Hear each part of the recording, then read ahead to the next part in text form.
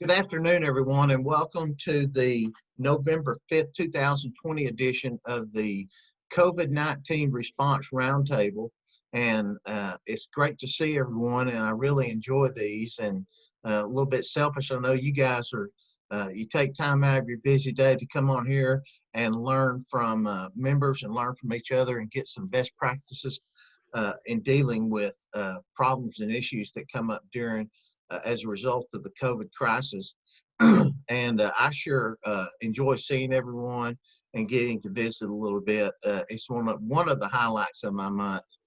So without further ado, we'll move on. And I was saying a little bit earlier, we have about 107 people registered and about 56 that are in currently. So I'm sure we'll have people coming in and out as this progresses. But I thought we'd hear from the presidential candidates first about these roundtables. President Trump, he sent a message saying that these are the greatest roundtables in history, and I'm sure he's been to a lot of roundtables. So it's great to have that from you, President Trump. And former Vice President candidate Biden, maybe future President Biden, he dropped a message and said that these roundtables are part of the solution. Thank you, Vice President Biden, for that comment. It's certainly appreciated. And then I got this one from Roger Staubach. He says, Boshier, will you please quit writing my name in every 4 years? He says it's getting a little embarrassing. So I apologize for that, Roger. And next time, I promise, maybe I'll write Romo's name in next. And so we move on to the support and guidance from the TEA. Of course, all of the updates and everything, as I'm sure everyone knows by now, are on the TEA coronavirus COVID-19 support and guidance webpage.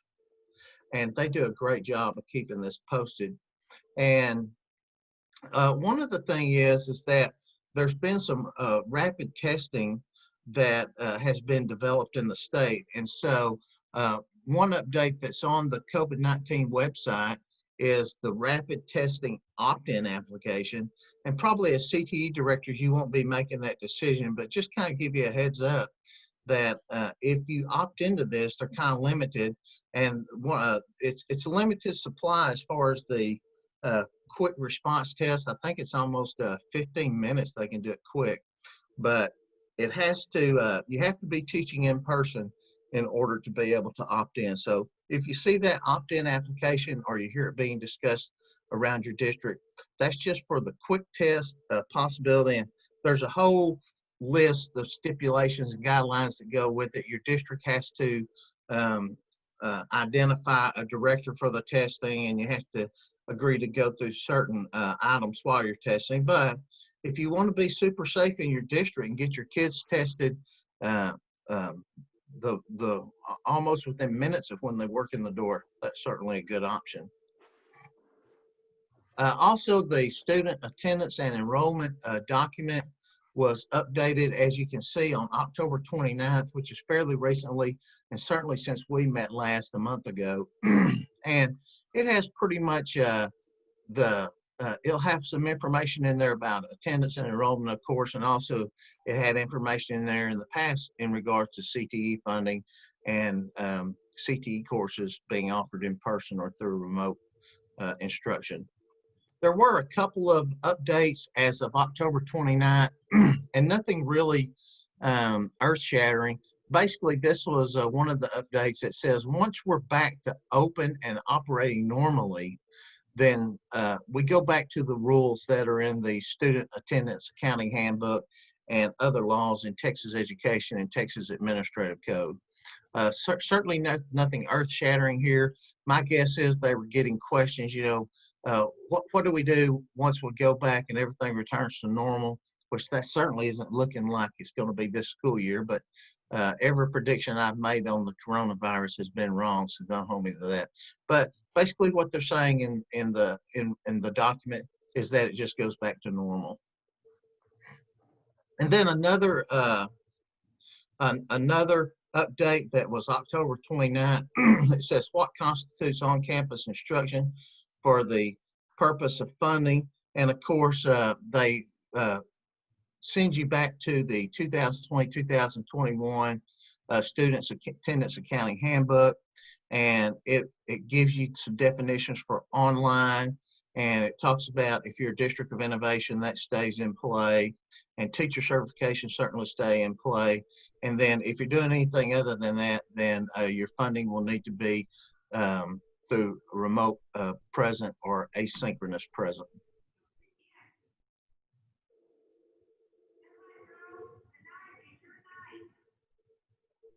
And again, there's some specific, it says if students are on campus and engaged in remote instruction with no in-person, then they would be considered remote. And it talks about going through remote asynchronous present or remote synchronous present. And of course, you can read all of that in that 2020-2021 attendance and enrollment with the October 29th update.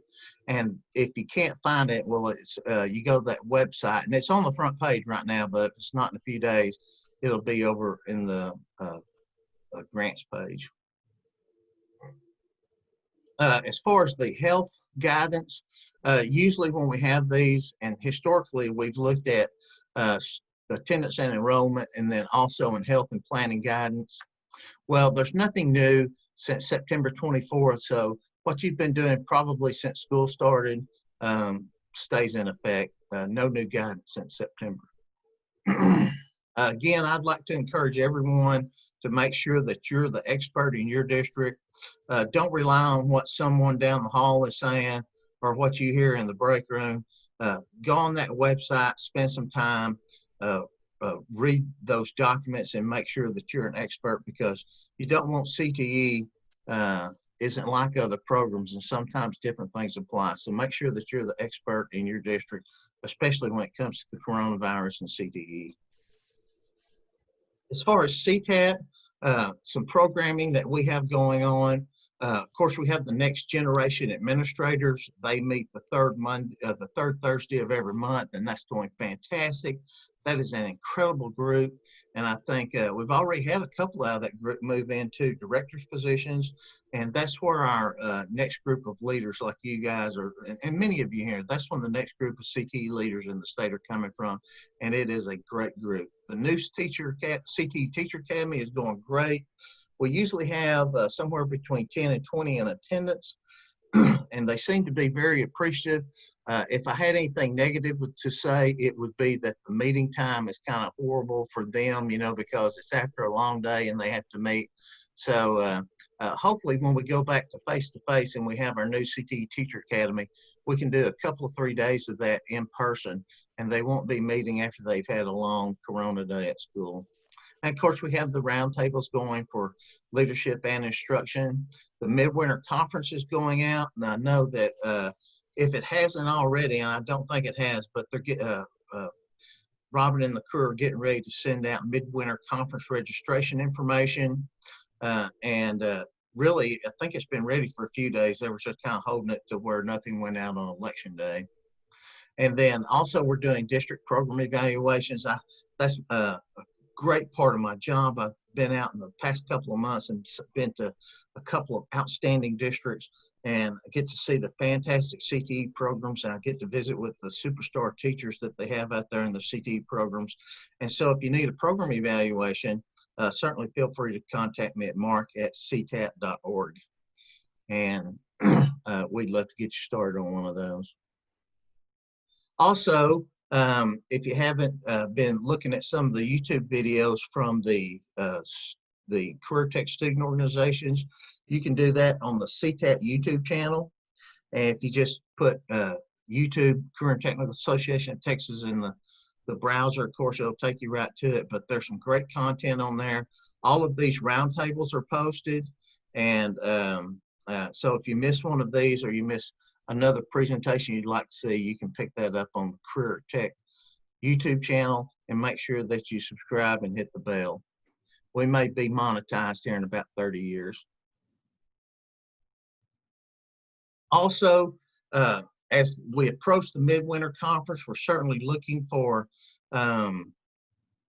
presenters, and this will be in the chat. I'll make sure I post this website in the chat when we're done, but you guys are the experts in the state. And if you've learned anything through these roundtable discussions, I think you've learned that you learn best from each other, and that people in the state have some fantastic programs and terrific ideas. And we need you guys sharing that at conference. So make sure that you go online to ctatwinter.com/presenters and submit your proposal. And the deadline is November 6th, which is tomorrow, but I know that we'll extend that for great proposals. So make sure you get on there and be a presenter, give back to your CTAT and career tech community. There's Homer Simpson. We always have somebody telling us the end is near, and that he's being interviewed by Kent Brockman, for those of you guys that are Simpsons nuts. And so if Homer says the end is near, that's good enough for me. So hopefully the end is near to all the corona splashback. And so now it's time get back to the questions and discussion. I'm going to stop sharing my screen and go into gallery view.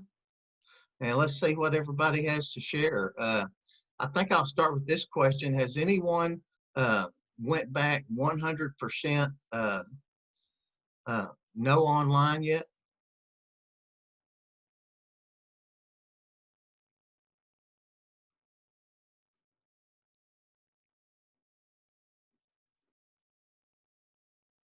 I guess that's a negative. Mark, Gonzalez isn't back 100% online, but all students have been required to come back face-to-face, except for those with medical issues or doctor's notes. Thank you, Ms. Irvin. And is that working out? How many days have y'all been doing that? After the 4th week of school, we started back like September the 20th or something like that.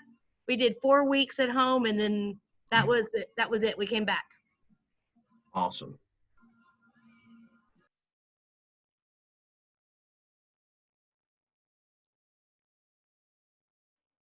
Robin's put in there that the presentation deadline has been extended to November 13th. And of course, we'll work with you, and it looks like that she waived the penalty. So that's good news. Thanks, Robin, for no charge there. Ms. Smith, you guys are at 90%. Is that organic, or is that some type of requirement you have made there in Aledo?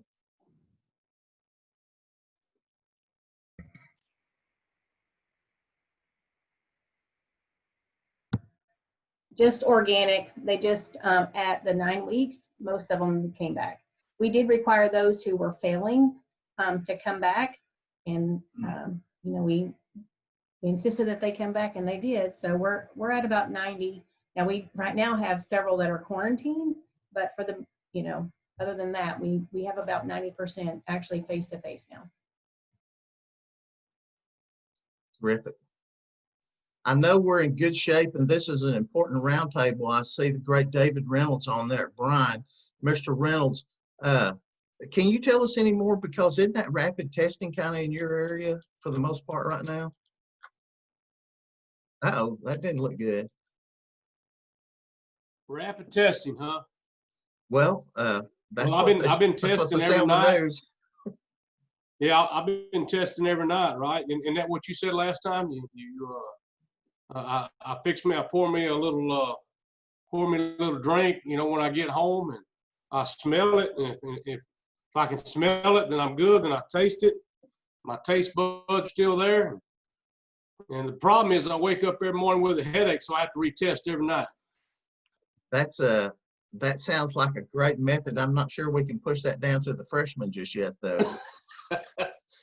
Yeah, we can't use that in schools, I guess. So I'm not sure. How's everybody's failure rate? What's the failure rate looking like? Is it gone up? David, how are you guys addressing the high failure rate? I think that's a universal problem. Is anybody doing anything special to address it?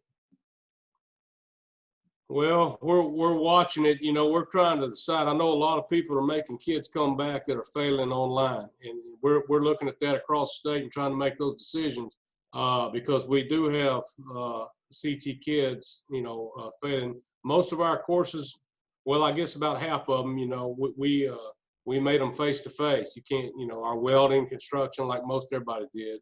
And so, and then we did something unique. We pushed out a lot of PBR courses. So instead of kicking a kid out of construction, we put them in project-based research, and we're still pushing out construction curriculum to them and making them do the project. We're following the guidelines. But instead of kicking them out of construction, if they come, we feel like at least we're giving them some construction, what they want to be in. And we've seen some success with that, but most of the kids that are failing are you look across the board, they're failing more than just one class. They're failing a bunch. That's what we're seeing. So to answer your question, we haven't really come up with the magic cure on failure rate.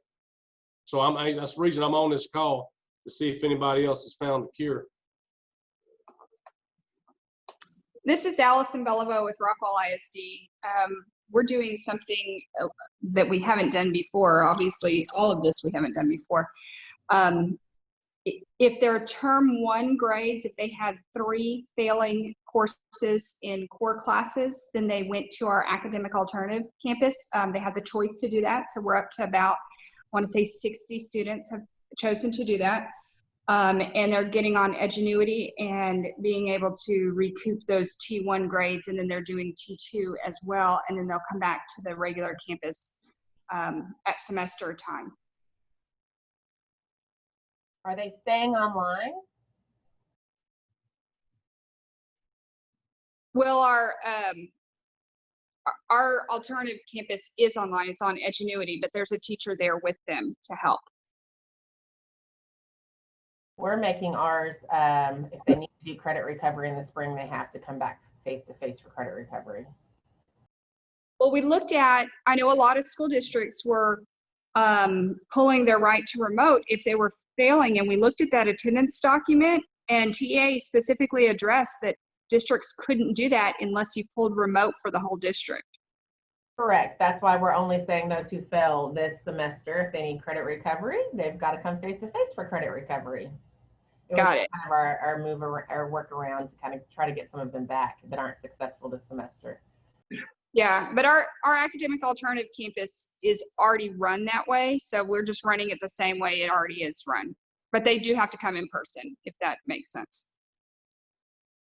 So in Alito, we know that as well, but we kind of bluffed our way through and just said, it's not working for your student, you got to come back. Like, you're already, this is your high school graduation. We went through the whole thing. And then so finally most parents agreed. We did have a few who, just still flat out said no. And they're still not getting online, and they're still failing and all of that. But for the CTE courses like welding and different things that are lab driven, they have to come to class for that during that same class period. So if you're in a welding class, second period, you have to be here for that. And if they don't, or we change their schedule. Yeah, we had a list of 21 that were required in person, regardless if you were in person or remote. Overall, our T1 grades was, the failure rate was up about 7% compared to last year. So we opened Canvas back up, and you could make up anything from the whole T1. You got like a week to do that. And then we did that in addition, where they go over to our academic alternative campus. But for our CTE building, even if it's not on the required 21 list to come in person, we allowed any kid to come in person for any of the classes. Allison, what was that makeup policy you just said that you were allowing them to make up assignments? And I missed part of it. So we did 2 things. We opened back up all of our assignments on Canvas for T1 for like a week. And everybody had a week to get back in and make up all their assignments that they had done or hadn't done, actually. And I think they could make up to a 70. And then kids that still failed the T1, and I think it's juniors and seniors only that they focused on, if they failed 3 or more core classes, they gave them the option to go over to our academic alternative campus, which is a half-day program. They would go in person, but the classes are on Edgenuity, and then they would stay there for the rest of the semester and then go back to the high school campus in January. David was talking about using those project-based research classes, and I really think that's a great idea. I know Amy and them are using practicums in kind of a similar way, but is anyone allowing students to make up work through projects if the failing rate is so high, assigning extra projects to make up work? Is anyone using that method at all? We are in Marble Falls. Every department has come up with some type of assignments basically that focuses on the major teachers for the class, and the students get that work to do, and then at a designated time they'll take an assessment over that material, and then we're allowing them to sub in that grade for the first 9 weeks up to a 70 for on-level classes and a 60 for pre-AP and AP classes for the first 9 weeks. And that's where we can't do it for virtual kids, not allow it for face-to-face kids. So everybody has that opportunity. But we're at about, at our high school, probably 85% face-to-face. And that's just happened naturally, but they have been contacting students that have failed multiple classes with some type of intervention plan. And part of that intervention plan is strongly urging them to come face-to-face because they're not being successful virtually. And the majority of those kids are coming back. So that's what we're doing. And that's grades 6 through 12. That really sounds like a great plan. Do y'all have that written down where you can maybe stick it in the chat box? I will look to see what's written down. I know each campus communicated it to their teachers in different ways after we kind of came to a agreement on what we would offer. So I'll see if there's anything written down that I could put in there. If you do find something after we leave the roundtable, if you don't mind shooting that to me in an email, and when we send out the link and the chat text, then I can put that in there with it. That's Absolutely. Pretty good plan. Thank you so much. Also, Mark, we're operating on a hybrid schedule for those that chose in person. But what we did a couple weeks ago is if the students are 504 or SPED, they could request to come the 4 days in person instead of just the 2. How does that affect the number of students that you have on campus? I mean, it went up a little bit, but our numbers went up because, you know, each 9 weeks they get to choose whether they go in person or remote. And our numbers went up just to go back in person from the first 9 weeks. So we're running at about 70% in person right now. Hey, Mark, this is Kimberly. How are you, Miss Crow? I'm great. Hey, I put a survey that's pertaining to a lot of this exact stuff in the CTAT chat yesterday. I'd love for y'all all to respond. And if it doesn't comment, some of the things y'all are saying, I'd love to see in the comments. And then I'm going to share the whole thing. I'm going to make it where everybody can see the results, because I think it's just really interesting as some of us are struggling with trying to convince our districts that it's okay to do something or it's not okay to do something the way that they're doing it. It might just be nice to know who else is doing it that way or who else has some great ideas. And I'm hearing great ones right now. But I'm willing to try to put it all in one place so that we can all share with our administrative teams and see what we can get done.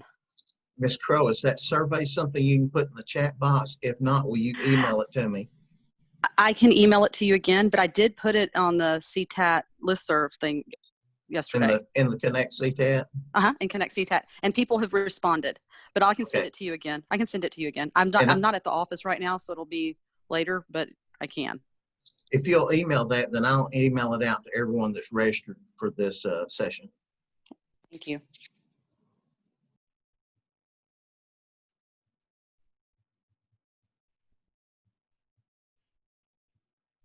Tracy, here, go ahead. I'm sorry. I was just going to say at East Central, we are we're getting a lot of success by still allowing our kids to participate in offsite practicums. So we kind of implemented a new process where we have an administrative council, which is our chief instructional officer, superintendent, CFO, and they meet weekly. So each time we want to start execution of an MOU with one of our partners that we were going off campus with last year, we send COVID protocols to our admin council, and they've been allowing us to take our students off campus again. So that's been something that our kids are looking forward to, and we're starting to see a little bit more attendance coming. You know, our students are actually coming because they want to go to their schools to do their education and training practicums, or to their site to do their law enforcement practicums. And so I'm not sure how many other schools are actually starting to send kids off site yet, but it's been a good thing for us. Anyone else want to share experiences through practicums or co-ops or anything like off campus? Mark, I just shared that survey in the chat. If anybody's not looking at the chat, I just pulled it from the forum and put it there. I saw that, Ms. Croach, Lisa pulled that off the Connect CTAT and put it in the chat box. So if anyone wants to respond to that survey, then they can use that link that's in the chat box.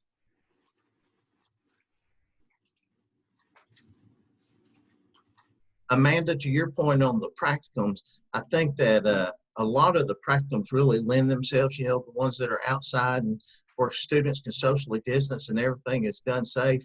I don't see any reason why those, and I'm with you, and I'm glad your district is doing that, because I think that's a positive thing for the students. And so if anyone else has any practicum information, any information relating to practicums, we'd like to hear that. I'm seeing people posting about education and training. I've had conversations with a few different districts here in the region about that.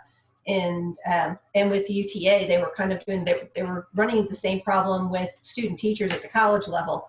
And at first, the teachers were a little resistant about wanting somebody extra until they realized that these people are really pretty technologically savvy and could come up with some fun things to do with their kids who were in the virtual. And so letting them do beyond just observing, you know, they were able to put kids, some of their practicum students into their small group setting. They would put them in breakout rooms when they had the virtual kids. For the real young ones, and be doing group reading and things like that. It gave them, instead of it being one more thing to do, it did give them support. But it has taken a little bit to get them to kind of bring them on board. So if your teachers in that area come up with maybe a list of, here's some skills our kids have and are ready to roll out and be able to do that they can help you with, they might be a little bit more willing to want to have them in those classrooms to assist. If I can kind of tag on to what Lisa just said, I'm with Round Rock ISD, and I've been working with our education and training teachers, and they put together a survey that went out to some of the pre-K teachers in our district about, you know, options that our virtual teachers in training could maybe help out with. And it turned out to be a pretty successful menu of options that our teachers were able to put together, that's getting them out into their feeder elementary schools in a virtual format, because the theory behind it, of course, our classroom teachers have to do things virtually. This is where we are. So our teachers in training could support that as well. So I'll be happy to put in the chat that menu of options that our teachers put together. And I think they're starting to actually get out there right now. I was going to do a follow-up. We got a bit of a slow start, as you can well imagine, but our teachers were concerned about losing our students. You know, they're not going to want to stay in the program. They're not going to want to continue on if they didn't get the opportunity to get in front of the children. And so we've got some things kind of just squeaking along here, and I'll be happy to share with anybody who wants it. Is that something you can put in the chat box? It is. Yeah, thank you. Yeah, so much. I'm working from home right now, so I'll have to double check my access to documents and whatnot. But let me poke around and find it, and I'll put it in the chat. So we've also been using the Google Classroom. That's our platform that we've been using. And so even as early as early September, our education training teachers and our child development and the child guidance teachers, they were actually going off campus virtually. And so it gave us a lot of flexibility because our kids were not in school the normal times, or they were participating asynchronously for the other classes. So they were able to better assist their teachers virtually than they were traditionally, because they weren't bound to that short time span of time that they're actually physically on the campus.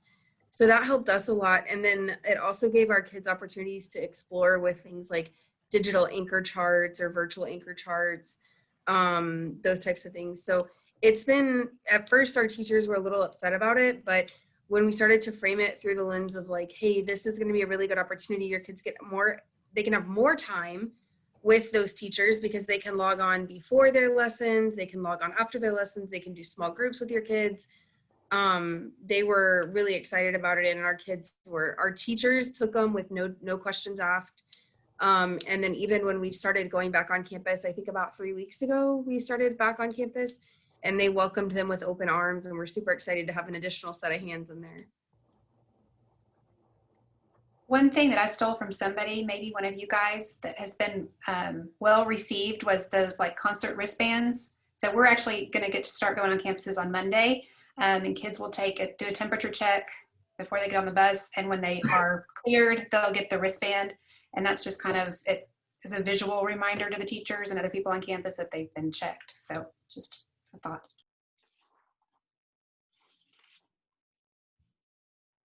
Who does the checking, Rachel? The people at the campus, or you check them before they leave? My teachers, yeah, they'll check them in and out. And then our nurse actually, or our district nurse actually wants their temperatures checked upon return too. So they'll get double checked when leaving and then exiting the bus also. I was visiting a school the other day, and I won't mention any names, Miss Smith, but they took my temperature when I was coming in out of the outside, and it's like 40 degrees. So when they took my temperature, it was always like 96.2. So temperature check may not be the safest method. What else? What other questions are you guys dealing with that you would like to get input from?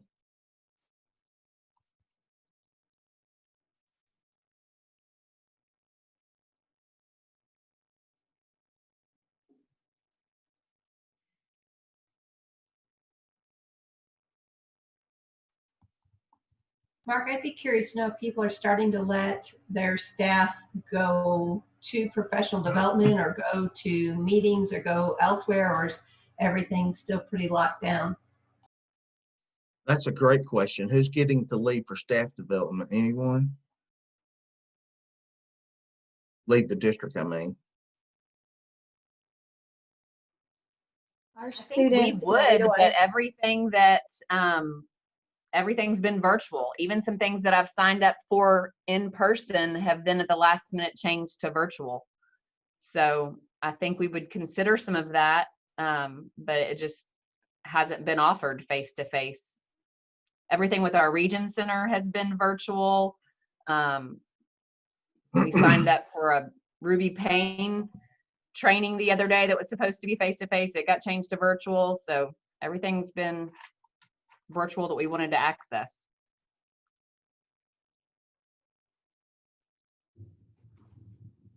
in Aledo ISD, we are allowing our ag teachers to do same day, 1 day trips, no overnight trips. So they've been to some competitions, some LDE competitions. Bruce Peckover, he put into the chat box, what is everyone doing for CTSO travel in general? And I think the big one right now is stock shows. It seems like everyone's kind of allowing their students to go to stock shows. Does anyone, of course, Fort Worth canceled, but as far as some of the local and regional shows, does anyone have any experience with districts not allowing students to attend?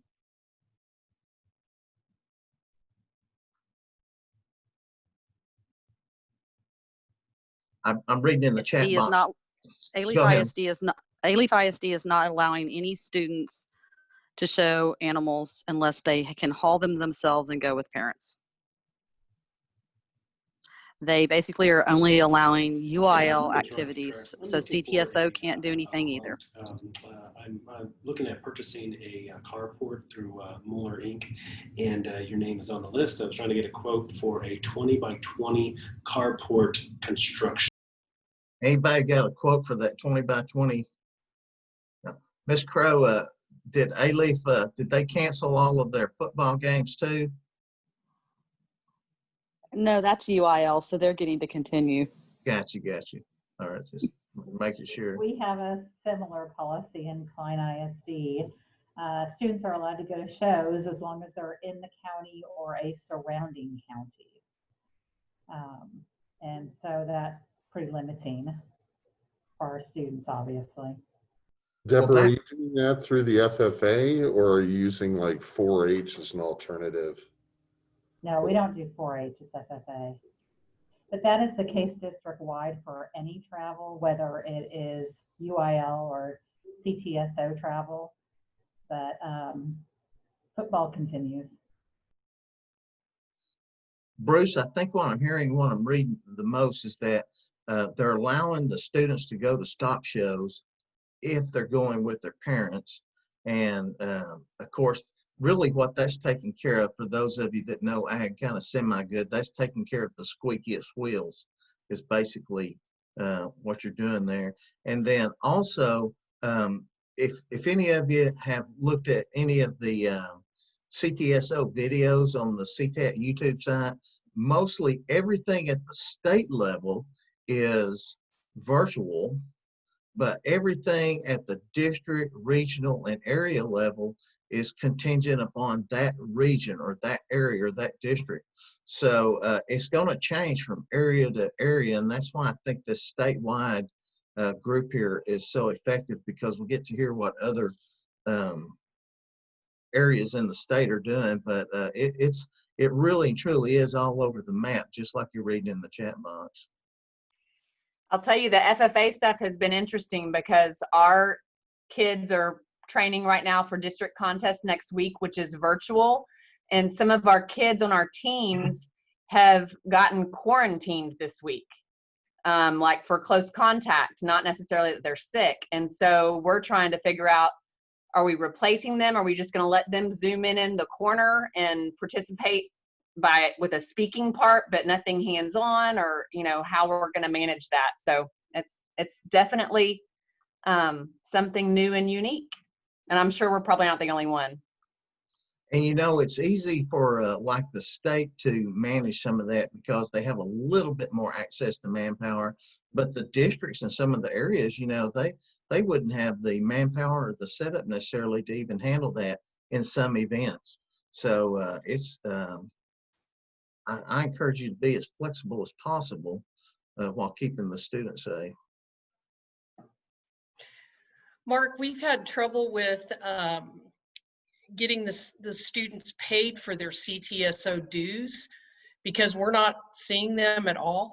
Mm-hmm. And so, and there's no way to, our finance department is trying to get what they're considering an online store so that payments can be made. But from what I'm hearing from teachers is, some of these organizations are not willing to wait for their dues.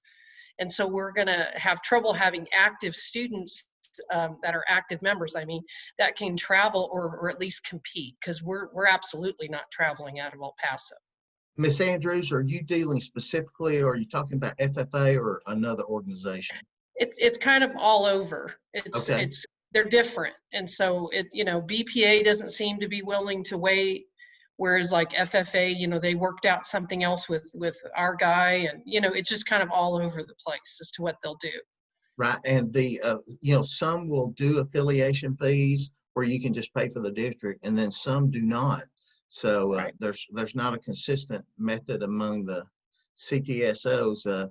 If Robin, if you're on here, that might be a good something good to bring up with TEA. if Robin's still on here. If not, I'll make sure I mention. But if we could at least get some consistency in dues at the state level, that might help. I know FFA a lot of times will let the kids participate and then charge a fee, a late fee. Right. Leave it to the They ag should just teachers. waive, which they should just waive, because there's nothing, that teachers or individual in districts can do about that. They can't do anything about having to pay late. They just want to be able to compete or participate, however that looks. Those old ag teachers aren't going to waive the late fee, Miss Andrews. I can tell you that already. They're going to Yeah, I bleed. bet. They're going to bleed that dry. Also, Miss Andrews is in the El Paso area, correct?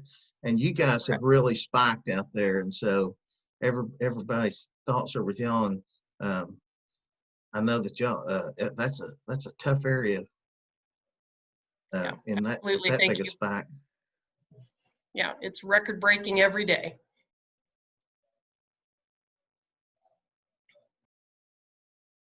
And it looks like a lot of people are putting some online payment methods on there, RevTrack, InTouch.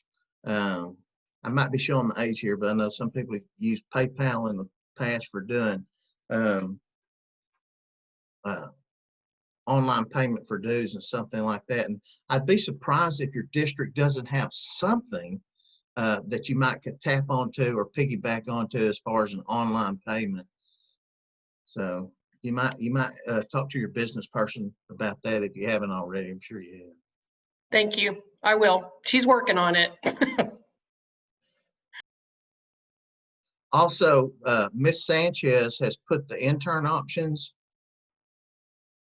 in from a Google Doc that she was discussing, and I'm copying, I'm reposting that in here. So that Google Doc I just reposted is for those intern options. Thank you, Miss Sanchez, for posting them. Any of you have apprenticeship programs or feeder programs to apprenticeships? Next week is National Apprenticeship Week.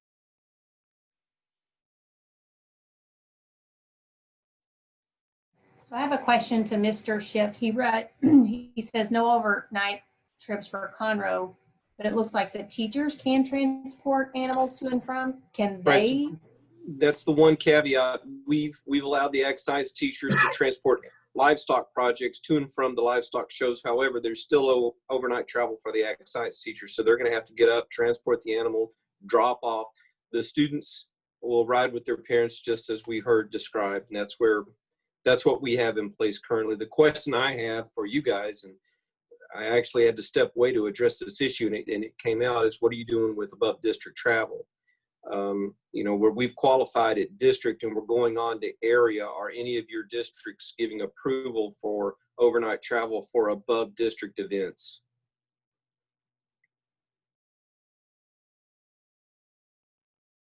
Greg, I think everything that I read here in the chat box said no overnight. So if someone has anything other than no overnight, of course it's going to come up. We ag teachers say they'll get up at 3 a.m. and go if they have to, because they're going to be there. At Midway, we've had this come up twice, a request come up twice. One was with ag, and one was with golf. And both requests were granted. Parents have to travel with the students for the ag trip. It's just like 3 students. It didn't make sense for them to get up and drive, at 2 a.m. to get there, and it was a couple of day deal. So they gave permission for the teacher to go and stay in a hotel room overnight alone, obviously, and then the students are staying with their parents. No one's traveling together. With the golf trip, it's not coming up until later in the semester, but what they have tentatively planned is that they'll put 2 kids to a room, and they're going to allow it to happen. They've made it just as kind of a one exception deal because there was no other way around it, but most everything else has been canceled. We're kind of just playing things by ear, case by case. Case by case. Greg, if you're following the chat box, Miss Edenfield put in there that they're just allowing overnight. And then Miss Morris added in there that they're allowing overnight, but no sharing of beds. Everybody's probably in the same boat. We'll put 4 in a room, 2 to a bed. So that they're not doing that. And then also on like the ag teachers traveling, you're kind of geographically confined a little bit because if the students aren't staying overnight, then, you know, it's got to be someplace they can travel back and forth to, I guess.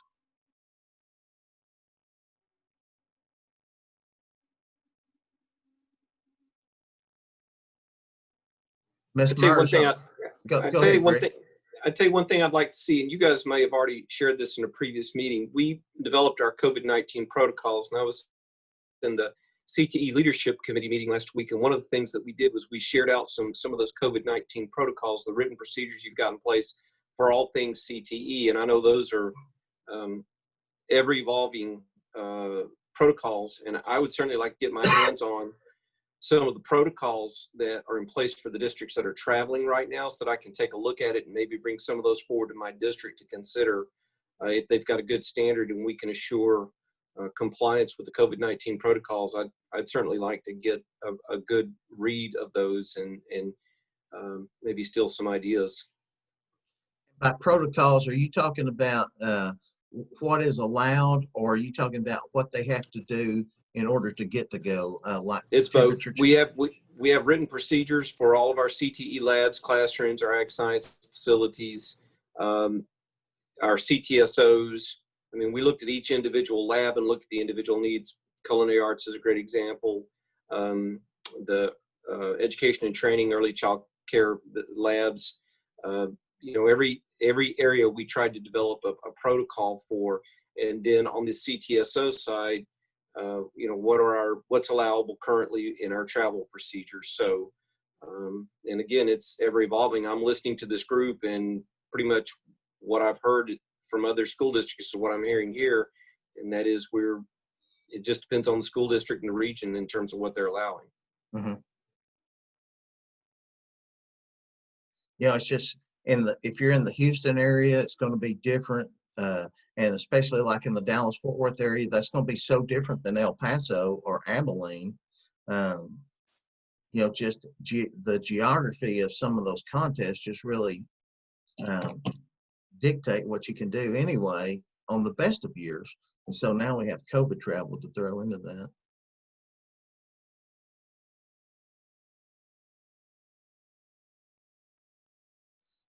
Hey, Greg, is that something you think we could put out in form of a survey and just ask them to list what protocols, or were you thinking maybe put a committee together? I think it's fine if we put it out there in a survey. Like I said in the leadership committee meeting last week, I was listening to everything that people were saying and then trying to take a look at the protocols that were shared out. I think just anything we can get our hands on to help us, because it's and I know it's trite to even say this, but it's so new, we are literally making it up as we go. My concern right now is district competition on the CTSO side and getting ready for area and making sure that I've got some talking points to advocate for travel to area for our students who are going to have face-to-face events.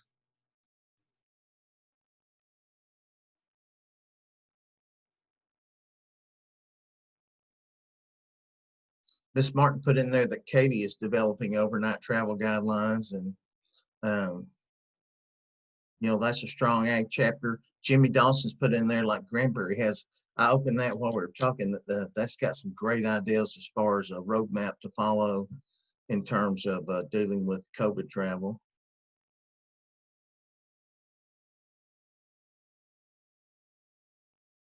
Allison, Vincent, do you mind stepping in there and talking about that superintendent's call real quick?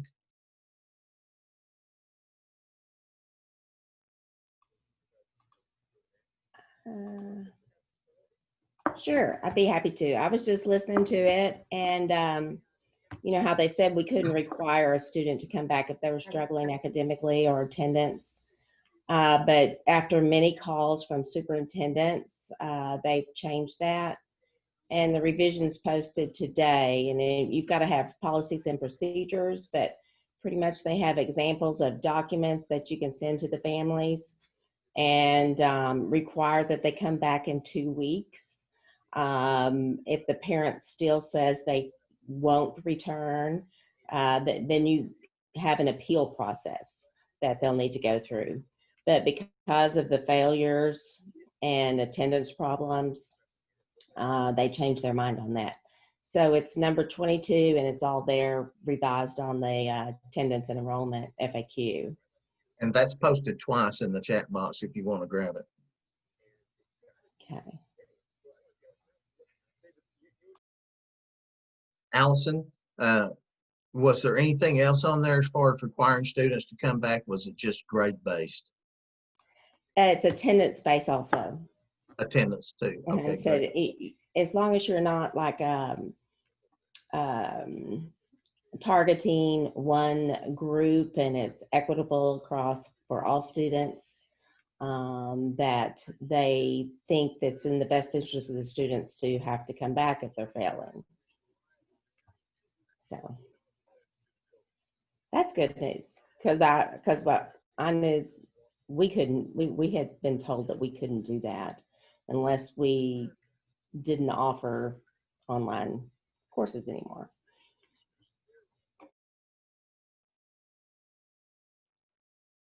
Thank you very much.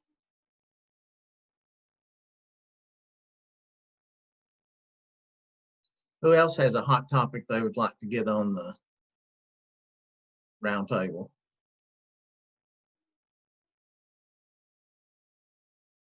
I guess Robin or Avery, I guess it's okay to share the news.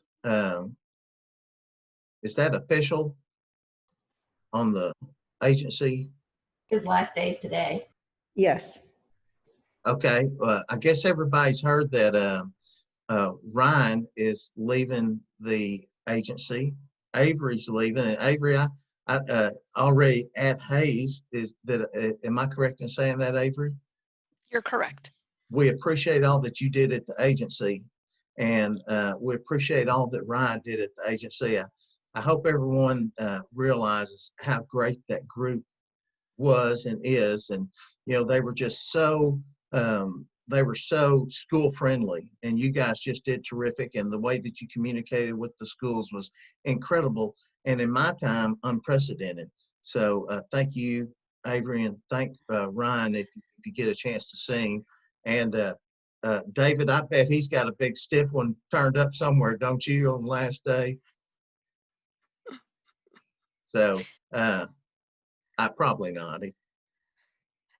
I'll definitely share the sentiments with him. Well, thanks to all you guys. Thank you. Well, it's getting where we have about 4 or 5 minutes left in the hour, and we certainly don't want to run anyone off, but we want to make sure that we get your point in and respect your time. So if you have a point to bring up, put in the chat box or get on here and let us know what you need. I want to just make a really quick announcement. I'm retiring in December 18th is my last day, and I want to thank this team for allowing me to serve with them. CTAT's been an important part of my life professionally, and certainly I've enjoyed every aspect of being a part of this organization, and also the extraordinary educators that I've had a chance to work with. I don't know if we will meet again before December 18th. So I just wanted to say thank you to everyone for allowing me to be a part of the CTAT team and a part of the CTE world. Greg, thank you. How many years total was it? A truckload. So a truckload? Right. 35. 35. Well, Mr. Ship, didn't you serve on the CTAT board in an officer capacity at one point? I did indeed. I had the pleasure of serving on the board, and then of course was CTAT president 06-07 it was, and I recall very fondly my time there. So yeah, and Robin and I had an opportunity to work together. As a matter of fact, we went to the DC ACTE leadership event, and I got to travel to the Capitol with Robin, and she showed me the fine points of advocating for CTE with our representatives in DC, and I learned a lot from that process. Greg, you've heard me tell this story before, but I'm gonna I never hesitate to tell the same story 5 or 12 times, but back in the year 2000-ish, I was a new administrator at CTAT conference, and the person doing my training was Greg Shipp. And you guys are missing out that you're getting the training from me now, because it was nothing compared to the quality that Greg did. And it was just incredible. You talk about learning survival and drinking out of a hose. And it was just as complicated then as it is now. So Greg, thank you so much again for that. And thank you for all of your service to CTE in general. Well, you are certainly now the master, and I but the humble student. Now there, that I know that's not true.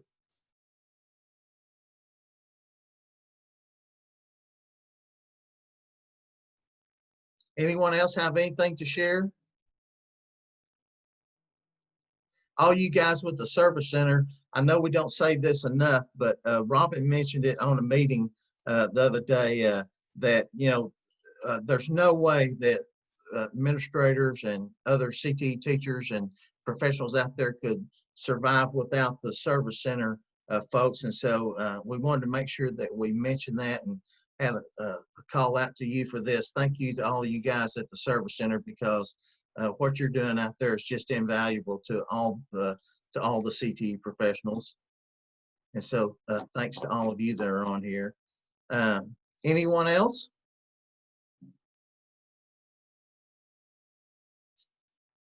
Well, you don't have to go home, but you can't stay here. And Ms. Thompson, Garland, I'm gonna stay down here and meet with Garland for a little bit, but thank you so much. And I'm going to hit the end record button now, and we'll see you next month, first Thursday of next month. Enjoyed seeing everyone.